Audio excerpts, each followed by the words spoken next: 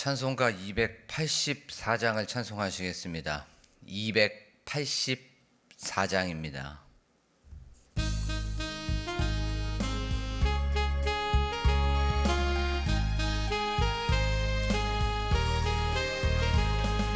오랫동안 모든 죄 가운데 빠져 더럽기가 한량 없던 우리들, 아무 공로 없이 구원함을 얻어 하나님의 자녀 지금 되었네. 주의 그 사랑 한량 없도다. 찬송할지어다 예수의 공로. 주의 그 사랑 한량 없도다. 찬송할지어다 예수의 공로.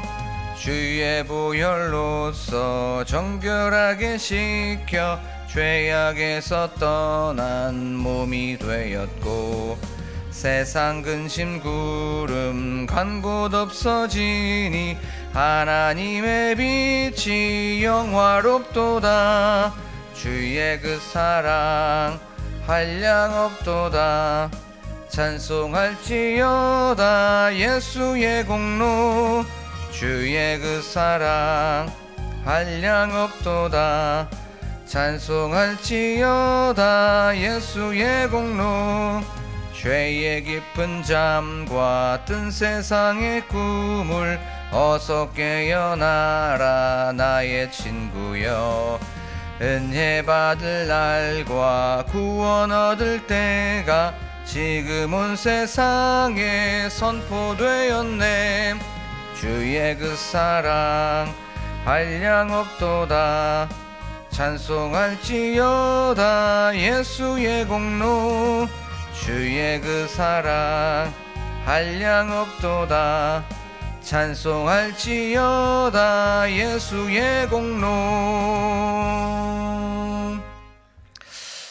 이 시간 기도하실 때에 이 찬양의 고백처럼 주님의 그 한량 없으신 사랑, 그 놀라우신 그 사랑, 끝도 없으신 그 사랑을 경험하는 이 예배 시간이 되게 하여 주시옵소서라고 기도하기를 원합니다. 우리가 어떠한 은혜를 받았고, 또한 어떠한 사랑을 받았고, 어떠한 용서와 어떠한 긍휼을 받았는지를 기억하며 나아가는 이 시간이 되게 하여 주시옵소서라고 한 목소리로 기도하겠습니다.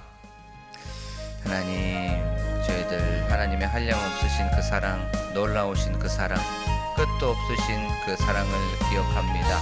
하늘 영광 버리시고 낮고 천한 이 땅으로 내려오셔서 우리를 살리시기 위하여 십자가에서 죽으신 그 예수 그리스도를 바라보며 나아갑니다. 사순절 이 두 번째 주일을 맞이하여서 다시 한번 우리의 삶을 예수 그리스도의 십자가 앞에 돌아보고 또한 말씀의 거울에 비춰봅니다. 다시 한번 우리의 마음의 사명을 기억하게 하는, 또한 그 예수 그리스도의 은혜와 사랑을 경험하는 시간 되게 하여 주시옵소서.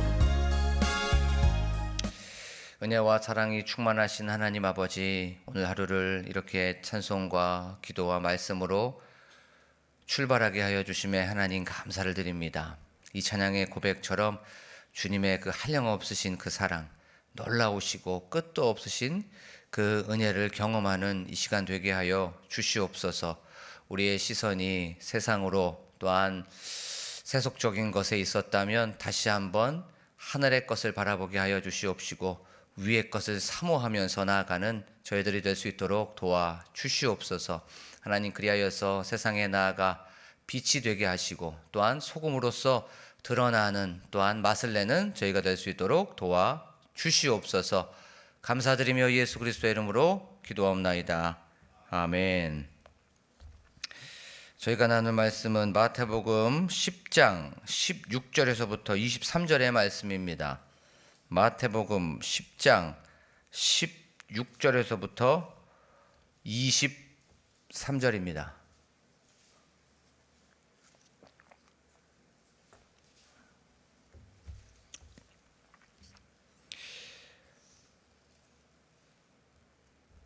한 절씩 교독하겠습니다. 보라, 내가 너희를 보냄이 양을 이리 가운데로 보냄과 같도다. 그러므로 너희는 뱀같이 지혜롭고 비둘기같이 순결하라.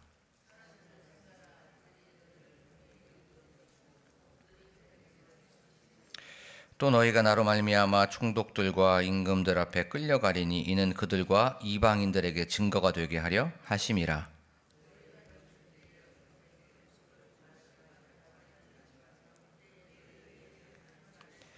말하는 이는 너희가 아니라 너희 속에서 말씀하시는 이 곧 너희의 아버지의 성령이시니라.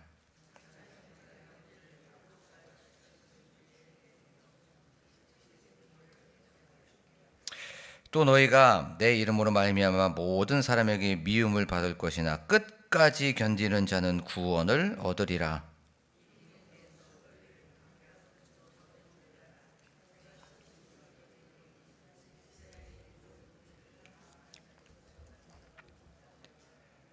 아멘. 할렐루야. 오늘도 하루를 이렇게 찬송과 기도와 또 말씀으로 열고 또 이렇게 예배로 출발하는 여러분들에게 주님의 은혜와 또 평강이 가득하시기를 간절히 소망합니다. 예수님 이제 제자들에게 전도 현장으로 가라라고 그렇게 말씀하여 주셨습니다. 이렇게 전도 여행을 하는 것이 양을 이리 가운데로 보내는 것과 같애라고 그렇게 말씀하여 주셨습니다. 양이 이리 가운데에 있다는 건 그만큼 어려움과 환란이 있다는 것입니다. 전도의 현장은 그렇게 녹록지 않습니다. 어떻게 하든지 간에 마귀는 예수 믿는 사람들 또 예수님을 믿으려고 하는 그 사람들을 핍박하고 방해하고 또 계속해서 어려움을 겪게 그렇게 만들죠.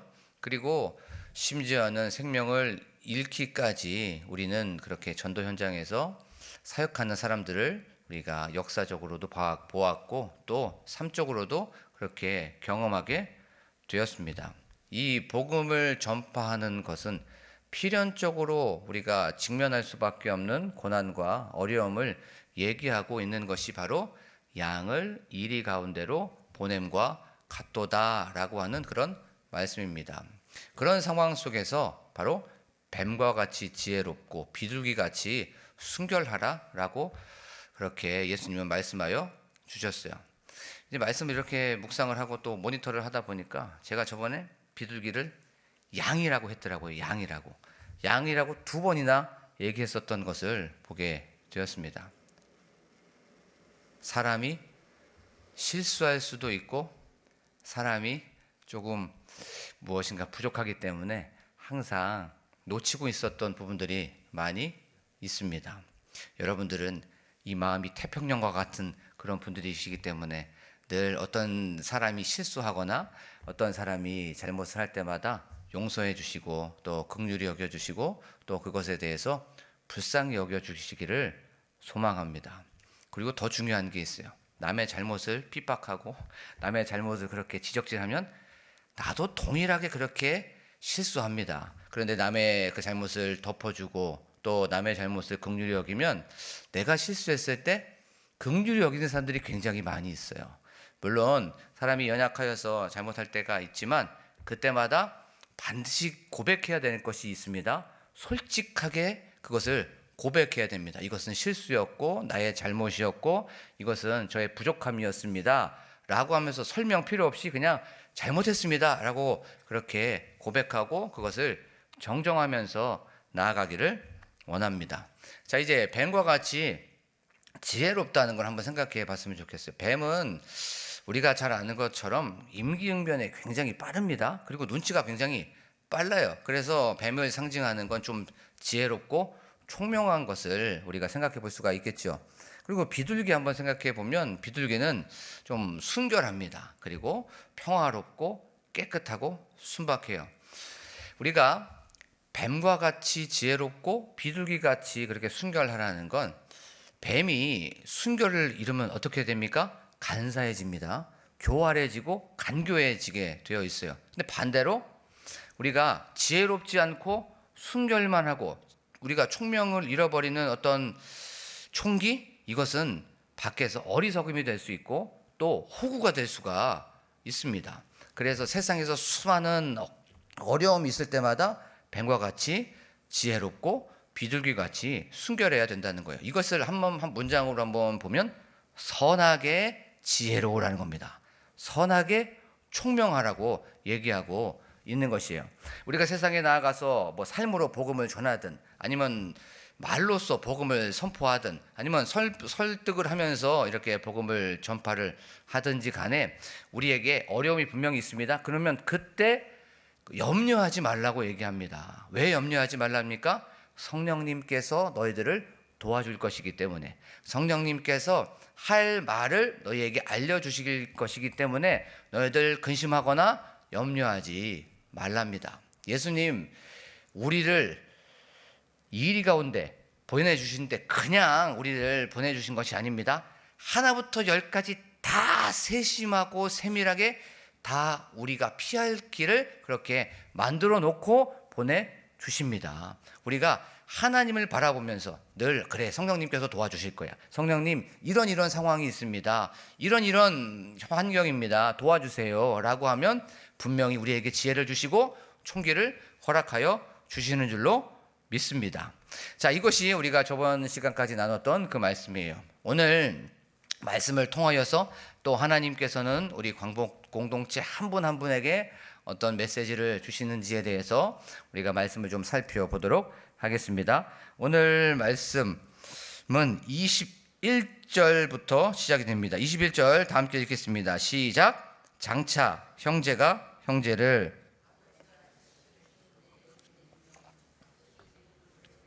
대적하여 죽게 하리라. 아멘. 마지막 때 일어날, 종말이 되면은 일어날 현상들에 대해서 이런 일들이 일어날 거야 라고 하면서 이제 예수님은 제자들에게 말씀해 주고 있습니다. 장차 앞으로 마지막 때가 되면은 형제가 형제를, 아버지가 자식을, 자식들이 부모를 대적한다고 성경은 말씀하고 있습니다. 무엇 때문에요?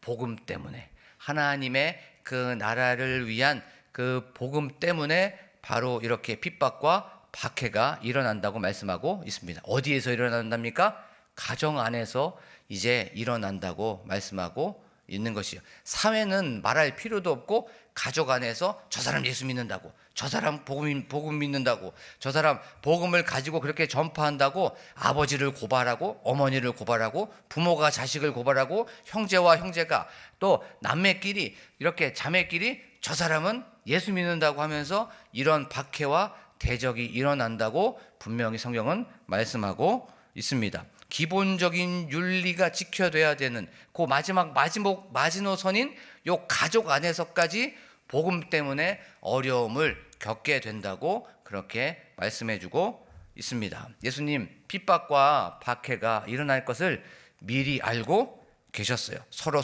고소하고 서로 고발하는 것이라고 이제 예수님을 믿게 되는 것이 얼마나 어려운 것인 것을 예수님은 말씀해주고 있는 것입니다.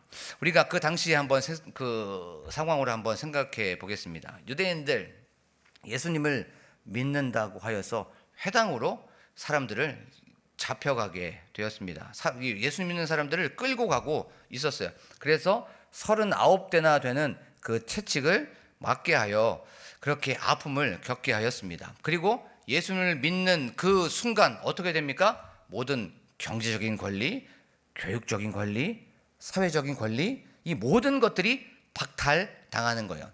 쉽게 말하면 조합원에서 모든 것들, 누리고 있었던 혜택들, 유익들을 다 빼앗기는 겁니다. 예를 들면 우리가 의료보험이 있죠. 의료보험을 우리가 갖고 있는 사람들, 이 혜택을 굉장히 많이 받습니다. 하지만 예수님을 믿는다는 것 때문에 의료보험 그런 혜택을 못 받는다는 거예요. 그리고 모든 세금의 혜택도 못 받습니다. 조합원의 혜택도 못 받아요. 그러니까 모든 돈이 한 4배, 5배, 10배까지 뛰게 되어 있습니다. 그리고 제가 누누이 말씀드리는 게 있습니다. 나만 그런 핍박을 받으면 괜찮아요. 그런데 자식들, 우리 손주들, 내 아들, 딸들이 교육적으로 다 그런 어떤 불이익과 페널티를 받습니다. 그리고 예수 믿는다고 하여서 그러면 그 당시에 로마 황제에게 절을 하지 못합니다. 로마 황제를 그리스도 주라고 말을 하지 못해요. 그러면 어떻게 됩니까? 핍박과 박해를 받을 수밖에 없습니다. 예수 믿는다고 하여서 3일 동안 사자를 굶겨놓게 됩니다. 그리고 히브리서 11장에 보면 거기에서 갓 잡은 동물의 가죽을 예수님을 믿는 사람들에게 입힙니다. 그리고 나서 경기장에 보내는 거예요. 그러면 3일 동안 사자가 밥을 못 먹었으면 갓 잡은 가죽옷을 입었던 온기가 남아있었고 뜨거운 그런 열기가 남아있었던 그 옷을 입고 있었던 사람 당연히 잡아먹을 수밖에 없겠죠. 이것이 인간입니다. 이렇게 타락하고 이렇게 악한 것이 바로 인간이에요. 무엇 때문에? 복음 때문에. 예수 믿는다고 그렇게 핍박과 박해를 받습니다. 조롱한 거는 말할 것도 없어요. 비난을 얻고 또 거기에서 박해를 얻게 됩니다. 학대를 받을 수밖에 없어요. 이것이 바로 히브리서 11장에 나오는 그 이야기입니다. 이 사람들, 핍박을 또한 박해를 견디는 사람들은 세상이 감당하지 못하는 사람이라고 히브리서 11장은 분명히 말씀하고 있습니다. 그러면 이것을 우리의 삶 속에서 아주 조그맣게 보여줬던 예가 하나 있죠. 예수 때문에 핍박받고 복음 때문에 박해받았던 그 아주 조그맣던 예, 코로나. 자, 코로나 때 우리가 교회 갔다 오면 뭐라고 얘기합니까? 이제 좀 그만 좀 해, 그만 좀. 이런 사람들이 많이 있었습니다. 가족 안에서 굉장히 유별나게 믿네. 한번 안 갔다 오면 안 돼? 라고 하면서 그렇게 핍박과 박해하는 사람들이 있었어요. 요 코로나 기간이 한 3년, 4년 그 안에였기 때문에 그렇지 이것이 더 길어졌었다면 아마 더 힘들었을 거예요. 그리고 직장에서 만약에 교회를 갔다 오거나 예배를 드리고 오면 승진의 페널티를 받는다는 이야기가 나왔습니다. 그리고 예배 갔다 오는 사람들은 하나씩 그렇게 멀리 하는 그런 사람들이 굉장히 많이 있었습니다. 그래서 사람들은 가족 안에서 이제 좀 유별나게 믿지 마. 좀 나중에 믿으면 안 돼. 유튜브로 드리면 안 돼? 라고 하면서 하나씩 어떻게 됩니까? 타협했어요. 솔직히 말해서 인정했습니다. 그러고 나서 그것을 합리적인 것이라고 하면서 거기에서 양보했습니다. 이런 상황들이 이제 앞으로 장차 형제가 형제를, 부모가 자식을, 자식이 부모를 대적한다는 거예요. 뭐 때문에? 복음 때문에 그런 일이 있다는 것입니다. 그런데 예수님 이런 핍박과 박해를 먼저 당하셨습니다. 동족들한테 배신당하고 그렇게 믿었던 제자들한테도 다 배신당했습니다. 그리고 채찍을 맞으시고 가시면류관을 쓰시고 그렇게 고난을 당하시고 십자가에 달려 죽으셨습니다. 예수님이 먼저 이렇게 형제에게 또 동족에게 그렇게 핍박을 당하셨어요. 예수님이 먼저 이렇게 당했다는 것을 아시고 먼저 가신 예수님께서 우리를 도와주십니다. 믿고 나아가시기를 간절히 소망합니다. 수많은 복음 때문에 어려움이 겪고 수많은 이 복음 때문에 핍박과 박해가 장차 분명히 있을 거예요. 그런데 먼저 가신 예수님께서 그 본을 보여주셨고 먼저 가신 예수님께서 이 모든 것들을 알고 계시고 먼저 이 모든 것들을 경험하신 예수님이 우리와 함께하고 계신다는 것을 기억하며 믿음의 선한 싸움에서 승리하기를 원합니다. 그리고 성령 하나님께서 우리를 도와주십니다. 성령 하나님께서 우리에게 능력을 주시고 우리에게 강함을 주시고 우리에게 견고함과 우리에게 담대함을 주신다는 것을 기억하면서 어떠한 핍박이 오더라도 어떠한 박해가 오더라도 어떠한 어려움이 있더라도 믿음의 선한 싸움에서 승리하면서 승리하기를 간절히 축복합니다. 그리고 나서 이제 24절 말씀이 22절 말씀이 시작이 되는 겁니다. 또 너희가 내 이름으로 말미암아 모든 사람에게 미움을 받을 것이나 이렇게 박해와 고난과 어려움을 받을 것이나 어떻게 됩니까? 끝까지 견디는 자는 구원을 얻으리라 라고 성경은 말씀하고 있습니다. 자, 이 말씀을 그때 상황으로 다시 한번 돌이켜 볼게요.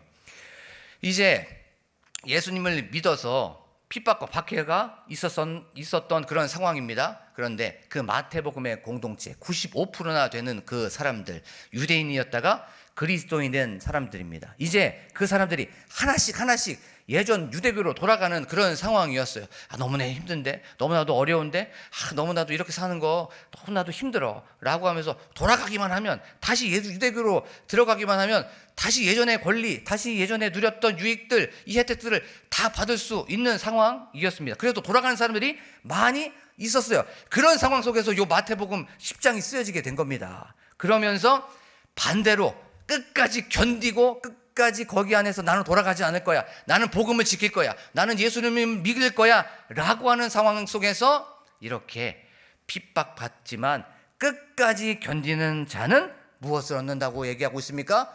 구원을 얻는다고 성경은 말씀하고 있는 것이요. 끝까지, 바로 예수님이 오시는 그날까지, 생명이 다하는 그날까지 견디는 자, 이 수많은 핍박과 박해 속에서, 극한의 고난 속에서 믿음을 잃지 않고 버티고 참고 견디고 인내하는 자는 구원을 얻을 것이다 라고 성경은 말씀해 주고 있습니다. 그런데 우리가 자칫 오해하면 안 되는 것이 있습니다. 끝까지 견디는 건 내 힘으로 견디는 것이 아닙니다. 내 능력으로 견디는 것이 아니에요. 내 어떠함으로 견디는 것이 아닙니다. 기독교는 철저하게 나는 못합니다, 나는 없습니다, 나를 하나님 도와주시옵소서, 나를 하나님께서 주시는 능력으로 사용하여 주시고, 저는 이 상황 때문에 넘어질 수밖에 없어요, 저는 이런 현상에서는 타협할 수밖에 없어요, 저는 이런 상황 속에서 저는 세상을 따라갈 수밖에 없습니다, 저를 붙잡아 주시고 주님의 능력의 오른손으로 저를 붙들어 주시옵소서 라고 하면서 철저하게 제가 참고 버티고 견딜 수 있도록 성령 하나님 도와주시옵소서라고 의지하는 것이 바로 이 기독교입니다. 성령님을 의지하십시오. 성령님을 신뢰하시고 성령님을 바라보십시오. 자, 그렇게 하면 어떻게 하면 인내할 수 있고 어떻게 하면 견딜 수 있습니까? 바로 목표가 분명했을 때 우리는 견딜 수 있습니다. 목표가 분명하지 않기 때문에 바로 우리는 흔들린다는 거예요. 목표가 분명하고 그 표대가 바로 우리가 굳세게 있으면 우리는 그것에 대해서 이겨나갈 수 있고 버티고 참을 수가 있습니다. 그러면 오늘 성경에서 목표가 무엇입니까? 바로 구원을 바라보면서 우리가 거기에서 견뎌 나아가는 거예요.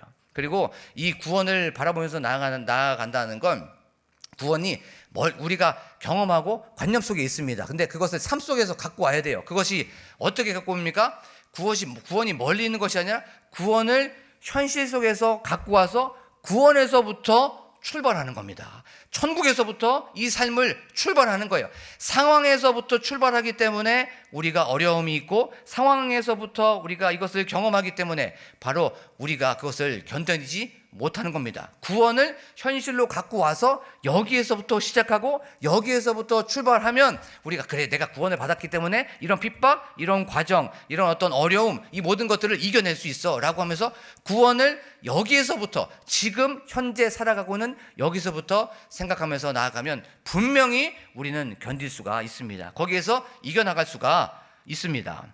제가 종종 말하는 예가 있어요. 그 목표가 분명하면 이겨나갈 수 있다는 거. 목욕탕을 가면 사우나가 있죠. 사우나에 들어가게 되면 항상 건식도 있고 습식도 있어요. 그러면 거기 안에 뭐가 있습니까? 모래시계가 있어요. 모래시계. 어떤 목욕탕은 15분짜리도 있고, 어떤 목욕탕은 5분짜리도 있고, 어떤 목욕탕은 3분짜리도 있어요. 그런데 제가 거기에서 사우나를 좋아해갖고 이제 거기서 한 10분 동안 있습니다. 어쩔 때는 좀 건식에 들어가서 그게 한 80도짜리밖에 안 되면은 거기에서 한 15분까지 있을 때가 있어요. 그런데 제가 거기서 15분 동안 있을 수 있는 건 모래시계가 있기 때문에 그렇습니다. 목표가 있어서 참아야지 하는데, 거기에 모래시계가 없으면 참을 수가 없어요. 나와서 보면 한 5분밖에 안 됩니다. 거기 저는 항상 느낄 때가, 그런 것을 보면서 제가 항상 좀 묵상할 때가 있습니다. 목표가 있으면 참을 수가 있다는 것이에요. 그리고 제가 2000년 초반 때, 2003년인가? 그때 라오스를 간 적이 있었습니다. 그때 단기 선교였어요. 라오스가 지금은 굉장히 좋은 환경이 되었어요. 그런데 그 당시만 하더라도 요 라오스는 그 당시에 공산국가, 지금도 공산국가지만 공안들이 있습니다. 그래서 이제 가서 이제 선교지를 가게 되는데 비엔티안 공항에 내렸어요. 그리고 나서 이제 버스를 타고 갑니다. 버스를 타고 가는데 한 8시간을 가는 거예요. 그 버스 안에 침대 칸이 있습니다. 근데 꼬불꼬불 산길만 한 4시간을 가는 거예요. 4시간을 가면 어지럽습니다. 그리고 나서 너무나도 힘들어요. 그런데 이 마음속 안에서 짜증이 일어나는 거예요. 선교를 가서 그 사람들에게 복음을 전하는데 8시간을 가야 되고 아직도 이렇게 많이 남았네? 라고 하는 그런 상황 속에서 이 마음 속에 너무나도 힘든 마음이 있었습니다. 그래서 하나님, 이런 짜증이 막 납니다. 너무나도 힘든데요? 라고 하면서 이 짜증이 나면서 기도를 하고 있는 그런 상황 속에서 어떠한 마음이 좀 들었냐면, 이제 그 끝을 생각한 거예요. 끝을. 도착지를 먼저 생각하면서 도착지를 갖고 와서 현실에서부터 시작하는 겁니다. 그러면서 그 도착지가 이제 3시간밖에 안 남았네, 이제 2시간밖에 안 남았네, 1시간밖에 안 남았네 라고 요 도착지를 먼저 생각하니까 가는 이 과정들이 고난이 아니었습니다. 이제 얼마 안 남았구나 라고 하면서 기쁨으로, 감사함으로 그것을 견디고 버틸 수가 있는 것이었어요. 우리가 인내할 수 있는 건 항상 목표가 분명한 사람들이 바로 인내할 수가 있는 겁니다. 예수님은 이걸 말씀해주고 있는 것입니다. 끝까지 견디는 자는 구원을 얻으리라. 견디는 거를 생각하지 말고 구원을 먼저 삶 속에서 갖고 들어와서 여기에서부터 출발하면 끝까지 견딜 수가 있는 것이에요. 사랑하는 광복교회 성도 여러분, 구원뿐만이 아닙니다. 삶의 모든 것은 끝을 먼저 바라보면서 거기에서 승리를 먼저 바라보고 거기에서 이기는 것을 먼저 바라보고 거기에서 자유함을 누리고 거기에서 누리는 기쁨을 먼저 생각하고 그 기쁨을 삶 속에서 끄집어내갖고 현실에서 그것을 누리면서 여기에서부터 출발하면서 우리가 믿음의 선한 싸움에서 승리하는 저와 여러분들이 되기를 간절히 소망합니다. 오늘 말씀을 더 전하고 싶지만 시간이 많이 되었기 때문에 오늘 말씀을 기억하면서 성령님, 이런 핍박과 박해 속에서 주님 도와주시옵소서. 제 힘으로 안 됩니다. 제 능력으로 안 됩니다. 먼저 가신 주님, 우리와 함께 계신다는 것을 기억하며 나아가기를 간절히 소망합니다. 우리의 삶 그렇게 녹록지 않습니다. 우리의 삶 그렇게 쉽지 않습니다. 이런 전도의 현장, 선교의 현장, 그런 상황 속에서 끝까지 견디는 자는 구원을 얻으리라라고 하는 그런 말씀을 기반으로 하여서 주님, 어떠한 상황 속에서도 저희가 끝까지 견디게 하여 주시옵소서. 그것이 관계의 문제이든지 아니면 우리의 삶의 어떤 어려움이든지 하나님, 끝까지 견뎌서 주님께 영광 올려드리게 하여 주시옵시고, 인내하고 또한 우리가 오래 참으면서 하나님께 영광 올려드리게 하여 주시옵소서. 하나님, 우리들의 힘으로는 할 수 없어요. 우리들의 힘으로는 하나님 너무나도 연약하여서 포기하고 싶습니다. 성령 하나님 도와주시옵소서. 이 모든 것들을 먼저 경험하신 예수님이 나와 함께 계신다는 것을 기억하며 믿음의 선한 삶에서 승리하게 하여 주시옵소서라고 기도하기를 원합니다. 또한 교회의 부흥을 위하여서 담임 목사님과 사모님을 위하여서 우리 성도님들을 위하여서 사순절을 보내고 있는데 우리가 들뜨지 않게 하여 주시옵시고, 예수 그리스도의 고난을 기억하고 묵상하면서 다시 한번 십자가 앞으로 나아가는 저희들이 되게 하여 주시옵소서라고 기도하기를 원합니다. 나라와 민족을 위하여서, 우리 환우들을 위하여서 각자 가지고 나온 기도 제목을 놓고 간절하게 주여 한번 부르고 기도합니다. 주여! 하나님 아버지 감사합니다. 오늘도 이렇게 저희 사랑하여 주셔서 우리의